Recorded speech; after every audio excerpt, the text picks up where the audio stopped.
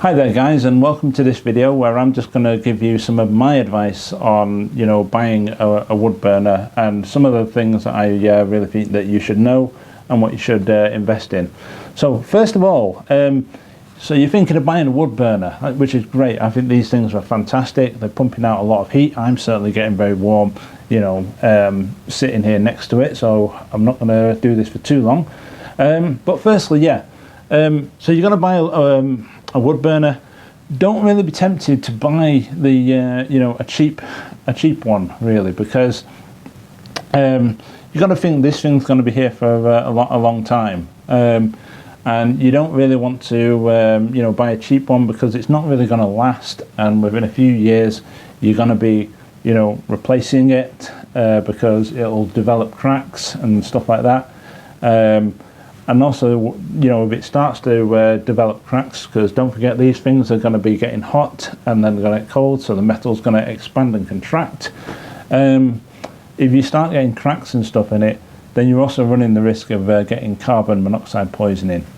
So yeah, you want to really kind of invest in a proper log burner. Okay, this one here that I've got is a Clearview.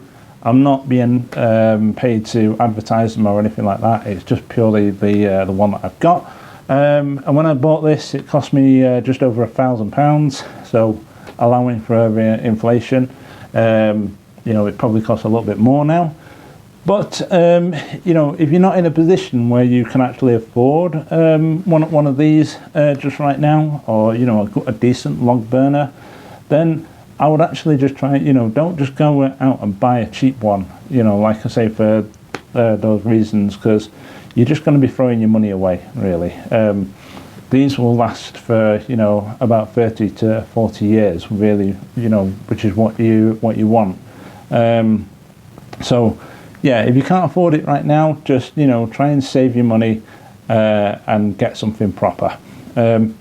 Now the other thing is, when it comes to installation, make sure that you actually get somebody who is registered to install one of these things, because like I say, if it's not installed properly, you're going to be running the risk of carbon monoxide poisoning, because you do get carbon monoxide from these. I also have, just over here, a carbon monoxide alarm, which will go off if it detects any carbon in the air.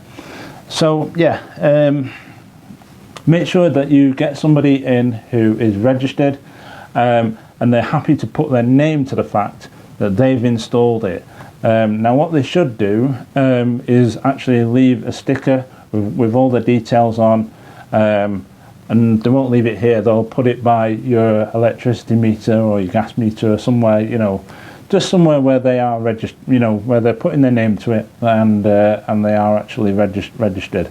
That way, you know that you're going to be safe, and then if anything does go wrong, you've got somebody that you can actually go back to. The other thing is, these things, they do require oxygen to obviously burn. Now the other thing that you're going to need is you're going to need an external air vent. So you're going to need to be drawing some air in from outside, because these do take up quite a bit of air, really. And if you haven't got an air vent, it's a legal requirement to have it. Then you shouldn't actually be installing a wood burner. So make sure that you've got an air vent, an external air vent in the room that you're going to be having the log burner in. And the other thing is as well, if you've got a gas meter in the room, I'm afraid that's going to have to be moved. It's either going to have to be moved outside, which it is in my case, or it's going to have to be moved to a separate room. You can't have a gas meter or a gas main or anything like that, near the fire, for obvious reasons. So yeah, that's really kind of my advice. So just make sure that you do your research, and that you look at everything. You take into account the size of your room, because that's going to have an effect on the you know, what kind of fire you actually go for. This one is absolutely brilliant. Not only does it you know, heat this room, it heats the kitchen next door, and it also, you know, heats the 2 rooms upstairs and the attic as well. And that's really kind of like if it's just like a chilly kind of night. I mean, if it's a proper, like, you know, winter night, then obviously then I have to have the heating on in the other rooms to heat the rest of the house. But on the whole, no, this is a really good, you know, a really good one. It does for me and my family, so it does get pretty warm. Yeah, that's that.